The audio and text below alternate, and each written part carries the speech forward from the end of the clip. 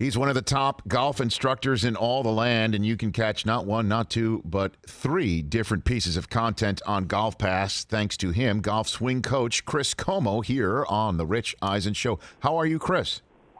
Doing well. Thanks, Rich. Doing good. Okay, first things first. I always ask the most hard-hitting questions first, okay? How many people have confused you with Chris Cuomo of CNN? How many times has that happened in your life?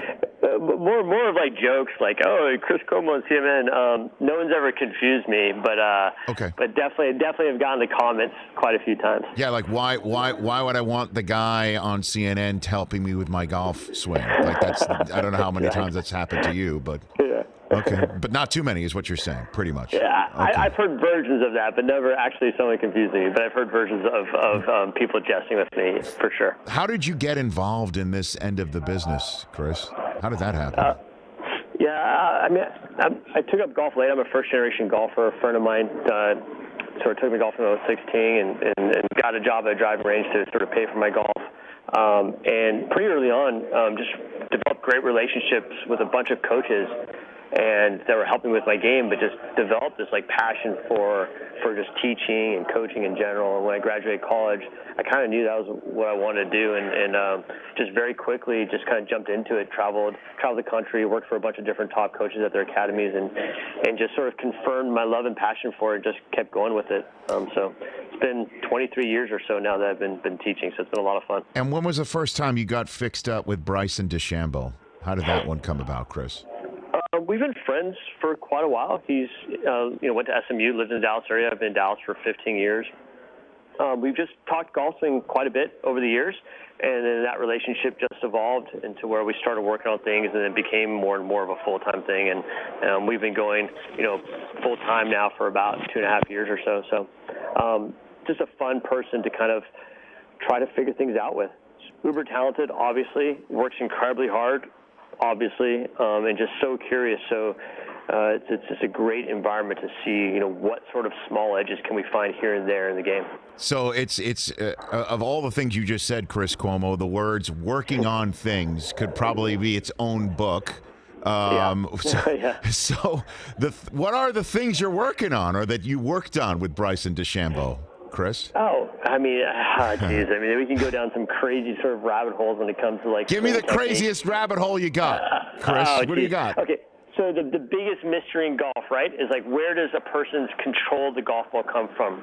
Why is it that an 18 handicapper can hit a hole in one on one shot, the next shot the ball goes out of bounds? It's maddening, right? Yes. But it's maddening for a professional golfer also. Why can someone play really well one week and miss a cut the next week? So where does that air quotes repeatability of your golf shots come from? That's sort of like one of the big questions in golf and golf instruction. And, Bryson, he's obsessed with that. Obviously, he's like really into gaining distance. So that's been a lot of fun. We went down that rabbit hole, but he's also really into this whole kind of repeatability idea. And, we've come up with a couple things. One of them is basically he moves his body in a way where he, gets pretty close to kind of hitting an end range of motion at certain parts, where he can't like overshoot a spot. So it becomes less likely that he'll, for example, close the face too much. So just kind of little things like that. I mean, we could have probably a 2-hour segment just on this topic. Yes. But just at the end of the day, where does that sort of idea of consistency come from? But then again, also he went down this whole path of creating speed. So every part of the game, he's just trying to figure out the whole thing. It's pretty wild, actually. Where does the controversy come from, though? I mean, what, or do you scratch your head saying, why are people getting so uptight about this whole thing here? I mean, so where do you stand on that, Chris? The distance side of it? I don't know. Just the fact that he I don't know, that I guess people think that he's just, come up in a laboratory with something that it kind of, is a cheat code in a way, that he just does something so repeatable and he does it in a certain way that comes up, pisses people off. I don't know, Chris. I don't know. I mean, people, I guess in general, love to find someone to kind of like root against a bit, But I mean, Bryson's got his supporters too. A lot of people appreciate kind of the uniqueness yes. he comes to the game with. I mean, look, is he trying to find sort of edges and different ways to think about the game that have been thought about before to help him perform at the highest level? Sure. Does that sort of, sort of like go against, kind of traditionalist approach maybe at times? Definitely wouldn't call it a cheat code. I mean, there's probably no one who works harder at the game than he does on the PGA Tour. So I don't think anybody can accuse him of taking a shortcut when it comes to work ethic. He's trying to work his way into possibly approaching it slightly different and hopefully becoming, the best player in the world by doing so. Chris Como here on the Rich Eisen Show. Last one for you on Bryson. What did you think of the sixth hole at Bay Hill a couple weeks ago where he just said, that big, large mass of water, screw it, I'm just going to hit it straight over it. What'd you think of that one? That was Chris? Fun, wasn't it? I think that was wild. I think it was one of those things where there's obviously tremendous risk to it, but at the end of the day, there's a lot of upside. And part of the upside was just sort of like the entertainment value. I mean, how fun was that to watch for him to actually pull that off? So this is where, I think his approach to the game is, and this is why people are watching, because it's fundamentally entertaining. He's trying to do things differently. And we kind of joke around a lot, with some of this newfound distance and some of the ways that we try to look at things slightly different. It's almost like he's trying to play golden tee out there, right? Take sort of like the kind of like the magic secret line that you wouldn't otherwise, sort of see, that you had to have like special knowledge to sort of take, whatever. So, trying to turn it into almost like, a video game of sorts, which again might piss some people off, but it's rooted in a really strong work ethic. So I would encourage people to not be pissed off about it, but appreciate kind of the way he's going about it. So technically, what's the trackball? Is it his hips movement or his big ass biceps, or what's the trackball in the golden tee of DeChambeau? Chris, what is that? Yeah, probably his forearms, and he's got some pretty strong arms, and that at the end of the day, that's how you're applying force to the club is through your hands, and your body's helping to kind of amplify that. But he's got great hands. Great, really strong forearms, helps him control the face, create a lot of club and speed. So I would say that's the trackball. Okay. We're making that analogy. The trackball right here. Chris Como here on the Rich Eisen Show. So you're at a golf galaxy in the great state of Texas right now. What's going on where you are? Because I know that's part of the reason why you want to come on this show, other than have a great, fun conversation.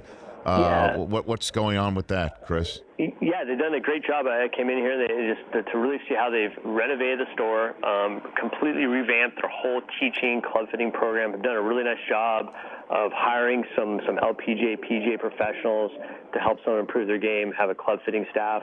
Obviously, got a great selection of actual equipment. So I'm really impressed with what they've done to put together a nice sort of game improvement kind of package under one roof. And you have not one, not two, but three, as I mentioned, pieces of content on Golf Pass, which we talk a lot about here on NBC Sports on Peacock. Como Concepts, Swing Expedition with Chris Como, and My Daily Routine. Let me ask you this question, Chris.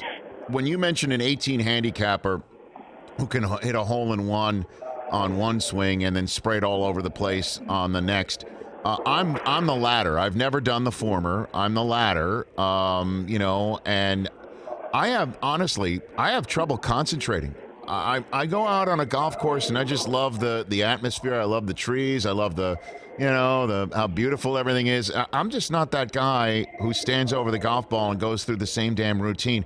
What piece of advice would you have for a hacker who just has trouble just flat out concentrating and just loves going out there and hitting that little white ball around?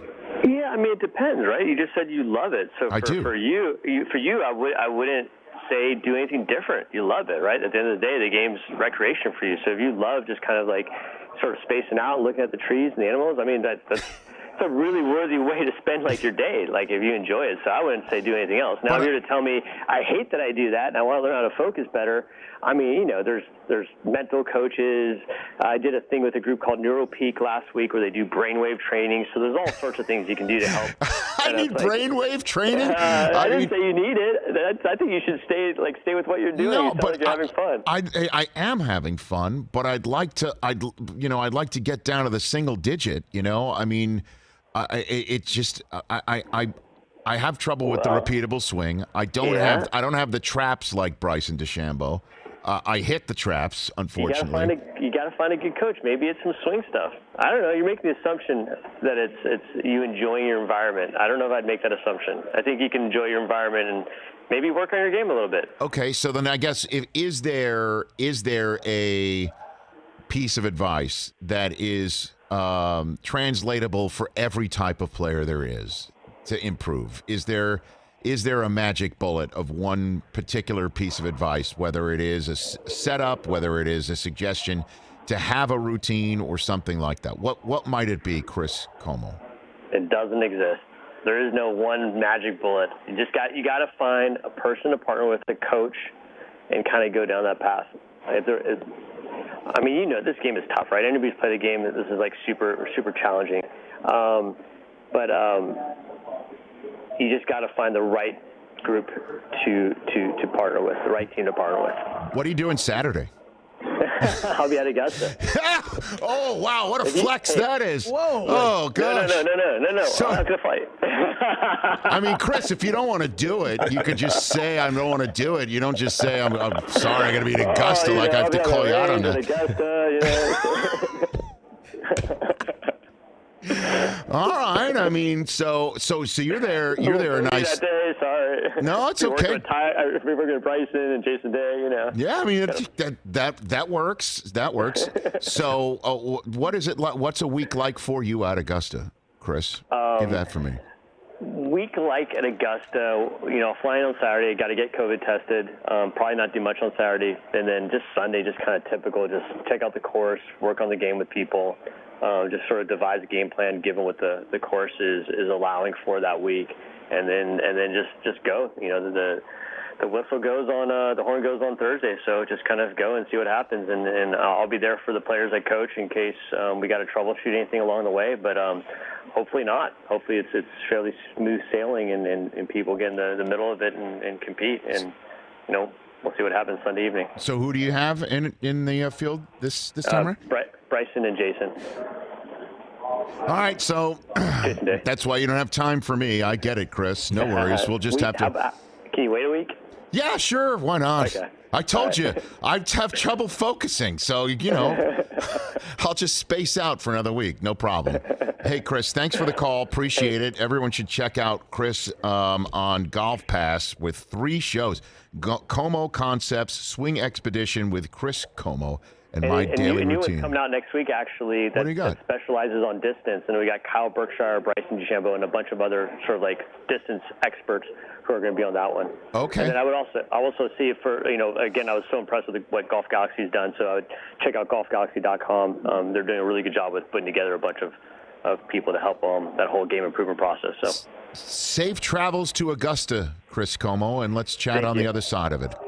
Thank you so much. You got it. That's Chris Como here on the Rich Eisen Show. The Valero Open, the Valero Texas Open. This is why I guess he's going to Augusta. He's got Jason Day and Bryson DeChambeau at the Masters next week. The Valero Texas Open right before it. Check it out on NBC Saturday at 3:30 p.m. Eastern Time.